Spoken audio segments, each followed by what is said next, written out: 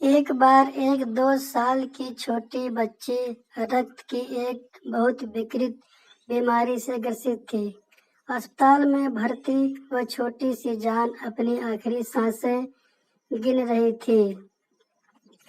اسپتال کے لوگ اسے بچانے کے لیے بہت پریاس کر رہے تھے، مگر اس کی کم نصیبی تھی کہ اس کے بلڈ گروپ کا رکت کہیں بھی مل نہیں پا رہا تھا۔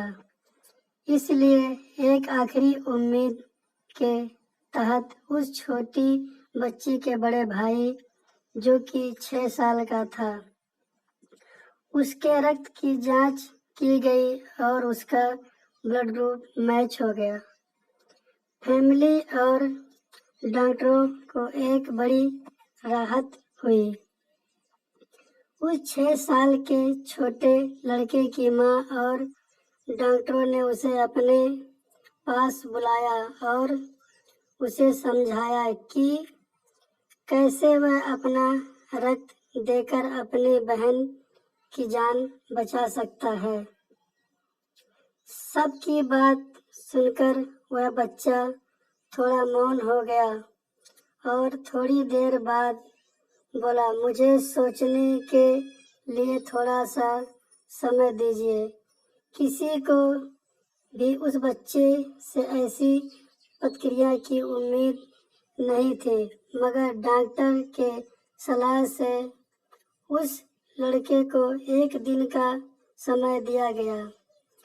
اگلے دن وہ بچہ ڈاکٹر اور ماں کے پاس آیا اور بولا کہ میں بہن کو رکت دینے کے لیے تیار ہوں۔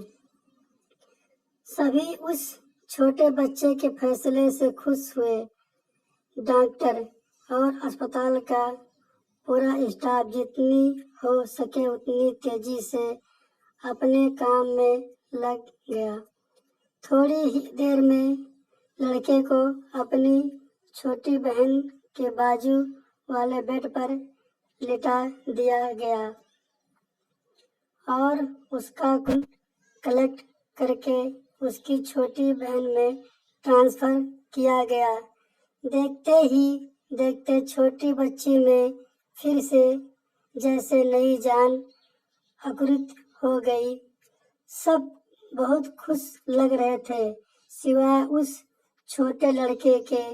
چھوٹے لڑکے نے ڈاکٹر اور اس کی ماں کو اپنے پاس بلایا اور ان سے دھیرے سے پوچھا کہ اب میرے پاس جینے کے لیے کتنا سمے بچا ہے۔ دوستوں، آپ کو کچھ سمجھ میں آیا؟ جی ہاں، اس چھوٹے لڑکے کو ایسا لگ رہا تھا کہ اپنی بہن کو رکت دے کر وہ اپنی جان اس کو دے رہا ہے، اس لیے شاید اس نے سوچنے کے لیے سمے مانگا تھا۔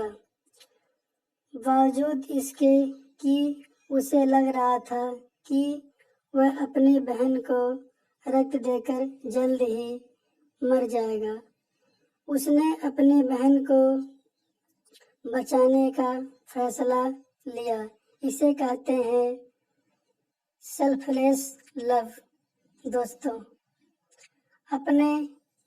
اپنے جیون میں کب کسی کی مدد کی تھی؟ آخری بار آپ کب واستو میں نسوارتھ تھے؟ کب آپ نے واستو میں اپنے جیون کو جیا تھا اور سمسیا کا سامنا کیا تھا؟ نسوارتھ بنو، بہادر بنو اور پیار کرو۔